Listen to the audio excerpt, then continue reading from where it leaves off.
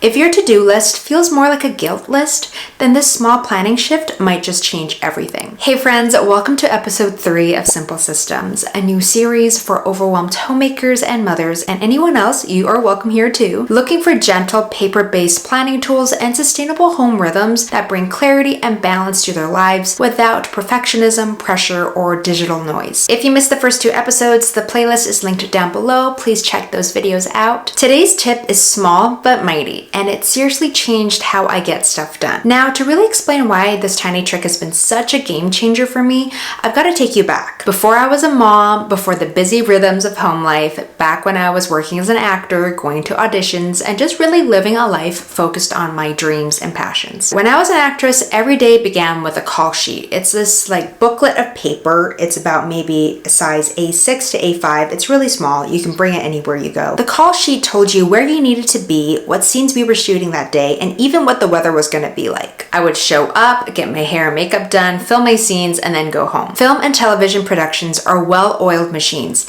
They take huge projects and break them down into actionable daily tasks. I've always been a type A person, so I loved and thrived off of that structure. I loved knowing what needed to be done. I loved checking it off. Done, on to the next thing. And then came the life-altering reality of motherhood. As I struggled with my new identity as a mother and homemaker, I also struggled with the never-ending task list of household responsibilities. The things you do to run a home and take care of your family aren't inherently difficult in of themselves, but it's the balancing act of all those plates spinning at the same time is what makes it so hard. When laundry was folded and put away, there was always more in the hamper to put in the washer. When dishes were cleaned, only more would show up in the sink. The novel-length list of tasks and thoughts on my phone were an eyesore. And if I didn't write things down, then the tasks would live in my head, crowding everything else out. I couldn't be present with my kids. I couldn't rest because I was always mentally sorting tasks. It was draining, to say the least. It's a given that a homemaker's to-do list never really ends. Laundry, dishes, feeding the kids, these things repeat every day. But I wanted to walk away from each day feeling like I actually had accomplished something, even when most to-dos will just be repeated tomorrow. What I do is make a 3-item to-do list. These are 3 tasks that I can reasonably accomplish in a day that will not only help me with the rest of my tasks for the week, but also leave me feeling satisfied when the day is over. Naturally, I have more than just 3 things to complete each day, but these 3 take priority. When creating my top 3 to-dos, I assess factors like importance. Is there a critical task that needs attention today? I would consider a task important if it will have the biggest impact when completed. Urgency. Is there a time-sensitive task that needs my attention? I consider how and when these tasks would fit into the rhythm of my day. Difficulty/displeasure. Is there a task that I've been putting off? Whether it's because it's too challenging to tackle or too unpleasant to bother starting on. I think of the impact it'll have on my overall goals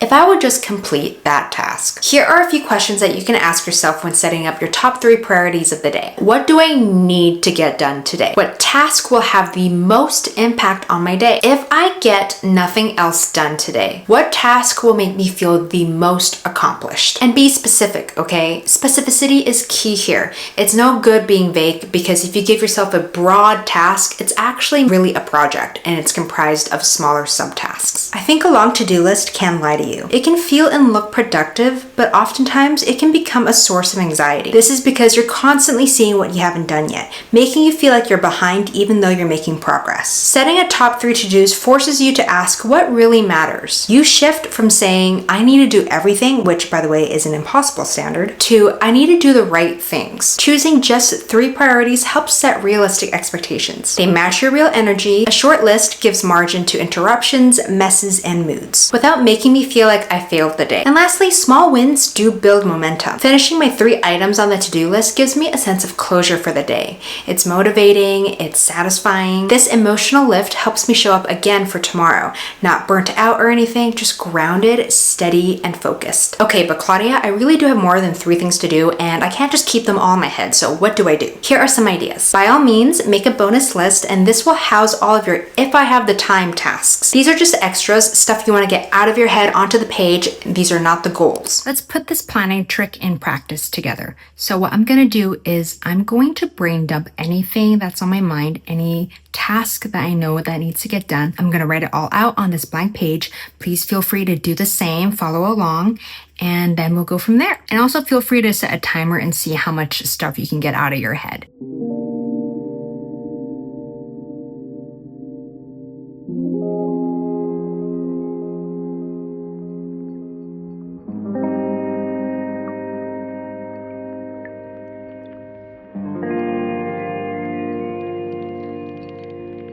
Okay, I did a little bit of brain dumping and now I'm going to do a little bit of mind mapping. I think I'm gonna make a separate video on this so I can do a deeper dive. Basically, we're taking this big mess and then trying to organize it in a way that makes sense for me in terms of categories of information as well as time frame. Because not everything needs to be done right this second. Even though when it's in your head, everything from everywhere feels like it is urgent. What we're doing here is trying to funnel it down and quiet the noise to focus on what really matters. This is all YouTube. This is partly YouTube. Email is by itself. Pinterest is by itself. Bank and the dollar store are going to be together. So I can group that by day.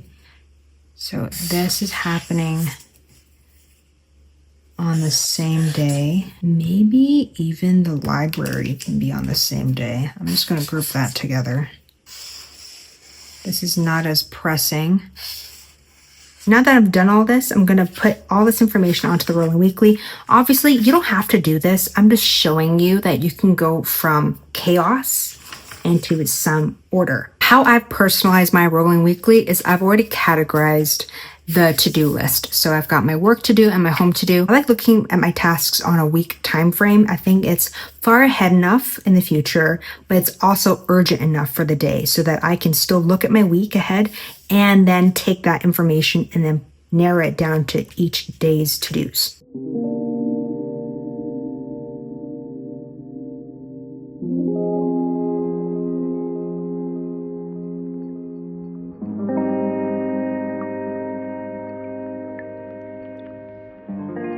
Now what I like to do is soft scheduling. So if I know that there are things that will happen, most likely happen on a certain day, I will just put that in. For example, I know that I have to go to the bank on Wednesday because I have an appointment that day. So I'm putting that in. Laundry is definitely happening today. So I will schedule that in with wash and dry. And I should put away something today. Now I'm going to look at today, which is Monday, and I'm going to see what I need to get done, the top 3 to-dos. I'm going to ask myself these 3 questions. What do I need to get done today? What task will have the most impact on my day? And if nothing else gets done, what task will make me feel the most accomplished? Film 3-item to-do list. Next is grocery shop. Email, newsletter, admin stuff.